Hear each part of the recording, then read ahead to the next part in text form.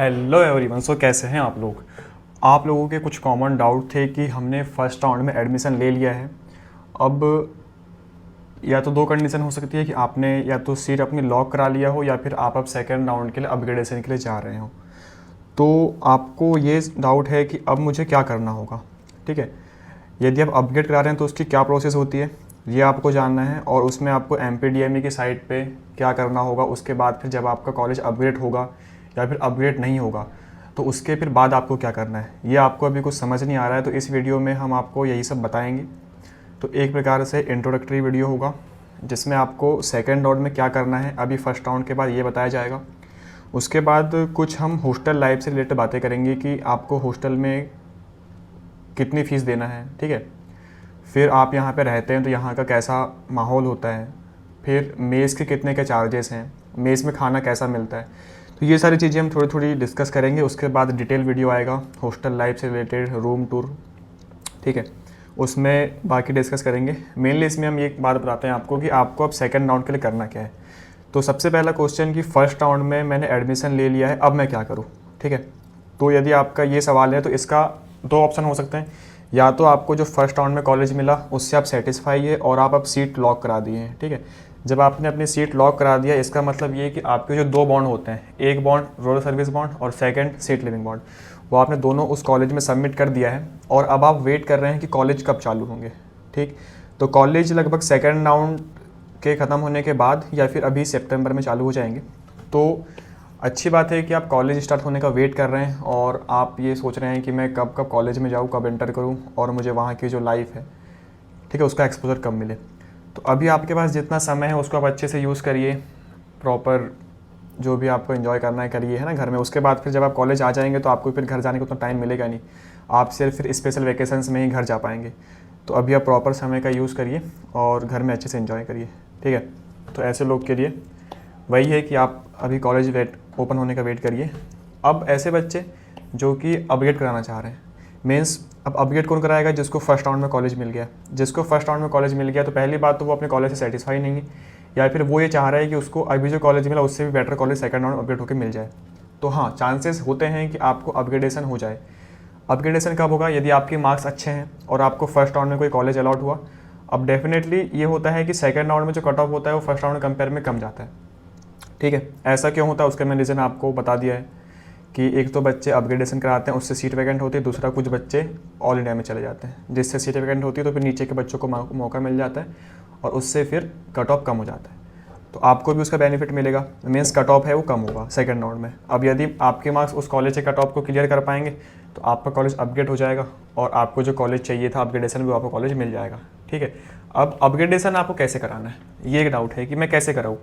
तो जैसे ही अभी आपने फर्स्ट राउंड में एडमिशन लिया होगा तो एडमिशन के बाद आपने कॉलेज में बताया होगा कि हाँ मैं अपग्रेडेशन कराना चाहता हूँ, तो उसका एक एफिडेविट बना होगा जिसमें आपने ये लिखा होगा कि मैं अपग्रेडेशन कराना चाह रहा हूँ। यदि किसी कारणवश मेरा अपग्रेडेशन नहीं होता है तो मैं इसी कॉलेज में आके फिर से रिपोर्टिंग करूँगा और यहाँ पे मैं जो मेरे दो बॉन्ड बचे हुए हैं, रूरल सर्विस बॉन्ड और सीट लिविंग बॉन्ड, ठीक है, ये मैं आके सबमिट करूँगा और यहाँ पे फिर मैं अपनी सीट लॉक कर दूँगा। ये उस कंडीशन में होगा जब आपका कोई कॉलेज अपग्रेड नहीं होता है। अब आपने अपग्रेडेशन कराया, ये कैसे होगा? तो आपने अपने कॉलेज में बताया कि मैं अपग्रेडेशन कराना चाहता हूँ, उसके जस्ट बाद आपको DME की साइट पे जो एक ऑप्शन है विलिंगनेस टू अपग्रेड, इस पे जाके क्लिक करना है और उसमें आपको यस लिखना है। ठीक है, ये इंपॉर्टेंट है। यदि आपने यस नहीं लिखा तो आप सेकंड राउंड के लिए एलिजिबल नहीं कहलाएंगे, आपका जो फर्स्ट राउंड में कॉलेज मिला वही आपको मिलेगा। तो आपको इसमें यस करना है जो कि बहुत ही मस्त है। अब सपोज़ आपका आज एडमिशन हुआ है और आपने विलिंगनेस टू अपग्रेड में कल किया या फिर परसों किया या फिर आज नहीं किया, तो इससे क्या होगा? तो आप सेकंड राउंड के ख़त्म होने के पहले, मतलब इसके स्टार्ट होने के पहले आप कभी भी उसमें यस कर सकते हैं। ठीक है, उसका रिलेशन इससे नहीं है कि आपने आज लिया एडमिशन तो आपको आज ही करना है, आप आज कल परसों ऐसा कभी भी कर सकते हैं, लेकिन उसमें यस होना सेकंड राउंड पहले वो बहुत ज़रूरी है। उसमें यस होगा, ग्रीन टिक आएगा, उसके बाद ही जब सेकंड राउंड की चॉइस फिलिंग होगी उसमें आपको मौका मिलेगा चॉइस फिल करने का। सेकंड राउंड के पहले लिस्ट आएगी जिसमें जितने भी बच्चे एलिजिबल है सेकंड राउंड के लिए वो वहाँ पे शो होंगे, तो उसमें आपका नाम भी होगा यदि आपने विलिंगनेस टू अपग्रेड में यस क्लिक किया होगा। ठीक है, आई होप कि आप इतना भी समझ गए हैं कि सेकंड राउंड में हम कैसे जाएंगे। तो अभी आपका एडमिशन लेने के बाद सिर्फ एक ही काम है कि आपको बस उसमें विलिंगनेस टू अपग्रेड में यस करना है। सिर्फ इतनी ही प्रोसेस अभी आपको अपग्रेडेशन कराने के लिए करनी है ऐसे बच्चों को जो कि सेकंड राउंड में कॉलेज मिल गया है। अब ऐसे बच्चे जिन्हें कोई कॉलेज ही नहीं मिला फर्स्ट राउंड में, तो वो क्या, तो वो ऑटोमेटिकली सेकंड राउंड में एंटर कर चुके हैं। उन्हें कुछ भी नहीं करना है, उन्हें बस वेट करना है कि सेकंड राउंड की काउंसलिंग कब स्टार्ट हो रही है। ठीक है, दोनों बच्चों को आई थिंक समझ में आ गया है कि पहले बच्चे जिनको कॉलेज मिल गया है उनको बस अपग्रेडेशन वाले ऑप्शन में यस करना है, और जिनको कॉलेज नहीं मिला वो ऑटोमेटिकली सेकंड राउंड में आ गए हैं। अब जब आपने इतना कर दिया तो इसके बाद अब आपका आएगा सेकंड राउंड। ठीक है, तो इसका जो शेड्यूल है वो टेंटेटिव शेड्यूल रिलीज़ कर दिया है डीएमई ने, जो कि 22 अगस्त से होने वाला है। अब इसमें और डेट आगे पीछे हो सकती है, तो अभी तक तो 22 अगस्त है। तो 22 अगस्त को क्या होगा, वैकेंसी का पब्लिकेशन होगा कि मीन्स कि किस कॉलेज में कितनी सीट्स रिमेनिंग है।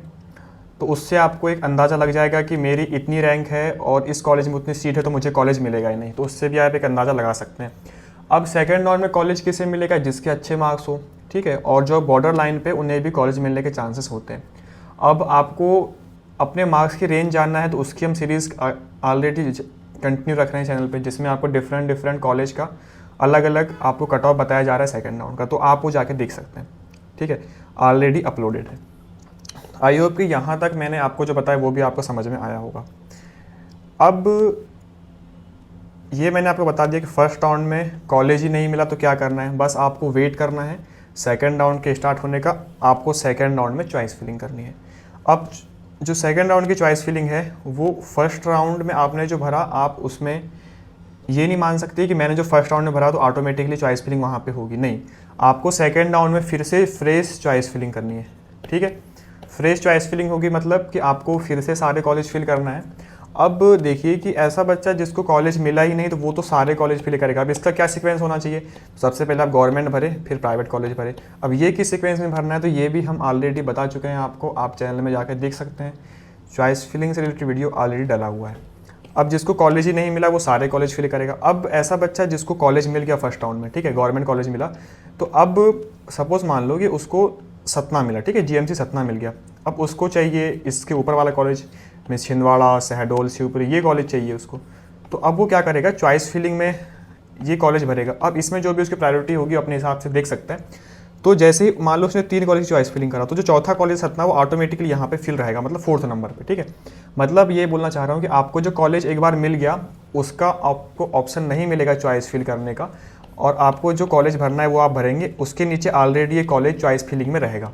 ठीक है, इसका मतलब ये कि आपका यदि अपग्रेडेशन होता है तो इसके ऊपर वाले में होगा, नहीं तो यदि अपग्रेडेशन नहीं हुआ तो आपको जो कॉलेज मिला ये तो आपकी सीट पक्की है ही। तो कुछ लोग के डाउट थे, उन्हें ये लग रहा है कि यदि मैंने सेकंड राउंड में पार्टिसिपेट किया और किसी कारणवश मुझे सीट नहीं मिल पाई तो मेरा जो पहला कॉलेज था वो वही रहेगा या नहीं। तो आपका मैं डाउट क्लियर कर दूं कि यदि आपको एक बार कोई कॉलेज अलॉट हो गया है तो वो आपको कॉलेज आपका ही वो कॉलेज है, समझ लो, है ना। आपने एक बार सीट ले ली तो सीट आपकी कोई नहीं ले सकता जब तक आप खुद अपग्रेडेशन के थ्रू ना जाए, या फिर आप जब तक खुद वहाँ से सीट ना छोड़ दें। ठीक है, आई होप कि आप समझ गए हैं कि आपको जो भी कॉलेज फर्स्ट राउंड में मिल गया वो कॉलेज आपका ही है। अब आपके पास ये सुविधा है कि आप उसको अपग्रेडेशन के थ्रू आप दूसरा कॉलेज ले सकते हैं या फिर आप इसी कॉलेज में रह सकते हैं। अब आपका अपग्रेडेशन हुआ तो आपको जो अपग्रेड कॉलेज है वहाँ जाना है। अब आपका जो फर्स्ट राउंड का जो कॉलेज था वो आपसे छूट गया, मतलब जैसे ही आपका अपग्रेडेशन हुआ और आपको दूसरा कॉलेज मिला, मतलब आपकी अब सीट यहाँ की कैंसिल हो गई। अब यहाँ पे दूसरे बच्चों को मौका मिल जाएगा। ठीक है, अब आपका मतलब सिर्फ अपग्रेडेड कॉलेज से अब आप यहाँ पे जाएंगे और अपनी रिपोर्टिंग कराएंगे। आई होप कि आप समझ गए हैं कि आपको जो कॉलेज मिल गया वो आपका ही है, उसमें कोई सीट नहीं ले सकता। यदि आप अपग्रेड करा गए तो आपको फिर अपग्रेड कॉलेज में जाना है और वहीं पे आपका सब कुछ होगा। अब आपने फर्स्ट राउंड में अपने डॉक्यूमेंट सबमिट कर चुके हैं पहले कॉलेज में, तो अब आप दूसरे कॉलेज में उन्हीं डॉक्यूमेंट्स की फोटोकॉपी लेके जाएंगे और आपके जो डॉक्यूमेंट्स है पहले कॉलेज वाले वो ऑटोमेटिकली कॉलेज वाला वहाँ ट्रांसफर कर देगा आपके अपग्रेड कॉलेज में। तो आपको टेंशन लेने की कोई बात है नहीं। अब आपका कॉलेज अपग्रेड नहीं हुआ तो आपको फिर से जो फर्स्ट राउंड में कॉलेज मिला है वहीं पे आना है और वहाँ पे आपके जो भी बाकी बॉन्ड्स है वो सबमिट करने हैं और उसके बाद फिर आपकी क्लासेस चालू हो जाएगी, आपको क्लासेस करनी है। आई होप कि आपको ये भी समझ में आ गया होगा। अब बॉन्ड्स कब सबमिट करना है तो बता दिया कि बॉन्ड्स कब सबमिट करना है, जब भी आप अपनी सीट फाइनल लॉक करना चाहेंगे। ठीक है, सीट लॉक करना चाहेंगे तभी आपको करना है। अब देखिए कि आप फर्स्ट से सेकंड राउंड में जा सकते हैं अपग्रेडेशन के थ्रू, यहाँ भी आपको बॉन्ड नहीं देना पड़ेगा। आप सेकंड से मॉपअप में भी जा सकते हैं। ठीक है, तो मॉपअप तब आप ये सोच सकते हैं कि आपको बॉन्ड नहीं देना है यदि आप सीट से सेटिस्फाई नहीं है। मतलब जैसे ही आप सीट से सेटिस्फाई हो गए और आप अब कॉलेज को बोल रहे हैं कि हाँ मैं अपना सीट लॉक कराना चाहता हूँ, उसी टाइम आपको बॉन्ड देना है। ठीक, आई होप कि ये भी आप समझ गए। अब एक और डाउट था कि स्कॉलरशिप मिलने के पहले फीस पेड करनी होती है या नहीं। तो देखिए, सबसे पहले मैं आपको बता दूं कि स्कॉलरशिप कितने प्रकार की है अपने एमपी में। तो मेनली 4 टाइप की, 3 टाइप की है। एक ओबीसी, एससी और एसटी के लिए पोस्ट मैट्रिक है, ठीक है, पोस्ट मैट्रिक स्कॉलरशिप। उसके बाद जनरल मतलब सारी कैटेगरी के लिए मुख्यमंत्री मेधावी विद्यार्थी योजना और मुख्यमंत्री जन कल्याण योजना, ठीक है। ये 2 और ये तीसरी स्कॉलरशिप है। 3 स्कॉलरशिप है। इसमें सारी कैटेगरी के बच्चे पार्टिसिपेट कर सकते हैं, ऑल कैटेगरी, और इसमें सिर्फ ओबीसी, एसटी, एससी के। तो अब ये जितने भी स्कॉलरशिप है, इसमें सारी जो भी ट्यूशन फीस है वो गवर्नमेंट पे करती है। तो आपको यदि आपका एडमिशन गवर्नमेंट कॉलेज में हो या फिर प्राइवेट कॉलेज में, कहीं भी आपका एडमिशन हुआ हो, आपको फीस पेड नहीं करनी होती है, ठीक है। ये इंपॉर्टेंट बात है। ऐसा इसमें नहीं होता है एमबीबीएस कोर्स में, तो इसमें ऐसा नहीं होता है। बाकी दूसरे कोर्सेज में पोस्ट मैट्रिक में होता है कि आपको पहले फीस पेड करनी होती है, फिर आपको स्कॉलरशिप मिलती है। इसमें ऐसा कुछ नहीं है। इसमें आपको सीधे बताना है कि हाँ मुझे स्कॉलरशिप मिल रही है, तो बस इतने से आपका काम हो जाएगा। उसके बाद जब आपको स्कॉलरशिप मिल जाएगी तो वो फिर पैसा आपके अकाउंट में आएगा और आपको उसके बाद फिर कॉलेज को देना है। तो जब तक आपके अकाउंट में पैसा नहीं आएगा तब तक कॉलेज वाले आपको फोर्स नहीं करेंगे कि आप हमको पैसा दो, ठीक है। जैसे ही आपके अकाउंट में आएगा उसके बाद फिर बोलना आपको स्टार्ट करेंगे कि हाँ अब आप फीस पेड करिए। आई होप कि ये भी आप समझ गए। अब नेक्स्ट डाउट कि हॉस्टल फीस कब देना पड़ेगा, ठीक है। तो यार हॉस्टल फीस कब आप देंगे, जब आपको हॉस्टल अलॉट होगा। अब हॉस्टल कब अलॉट होगा, जब आप कॉलेज में आएंगे, ठीक है, तभी आप लेना चाहेंगे ना कि हाँ मुझे हॉस्टल में रहना है। तो जैसे ही आपको हॉस्टल अलॉट हो जाएगा उसके बाद आप हॉस्टल की फ़ीस देंगे।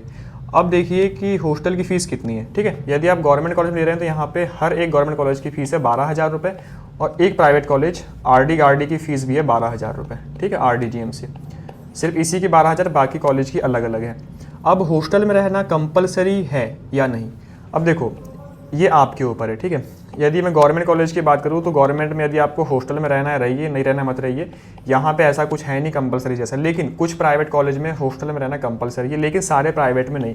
तो अब आप ये अपने अपने कॉलेज में अपने सीनियर से पता कर लीजिए कि वहाँ पे हॉस्टल में रहना कंपलसरी है या नहीं, ठीक है। मैंने आपको गवर्नमेंट का बता दिया कि गवर्नमेंट में ऐसा कंपलसरी कुछ है नहीं।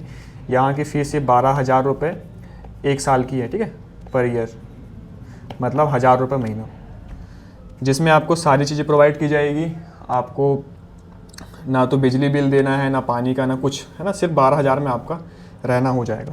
अब साथ में खाने की भी दिक्कत कि मैं खाना कहाँ खाऊंगा, यहाँ आ गया तो उसके लिए आपकी मेस की व्यवस्था होती है, ठीक है। हर कॉलेज में मेस होता है जिसमें आप खाना खाते हैं। अब मेस में खाना कैसा मिलता है, तो आप बहुत सारे बच्चे बाहर रह चुके हैं, कुछ लोगों ने कोटा से कोचिंग किया होगा, या फिर डिफरेंट आप सिटी में रहे हैं, तो वहाँ पे आपको पता ही होगा कि मेस में खाना कैसा मिलता है, ठीक है। शुरू में खाना आपको मेस में अच्छा लगेगा, उसके बाद यदि आप उसके यूज्ड हो जाएंगे तो आपको फिर वो खाना अच्छा नहीं लगेगा।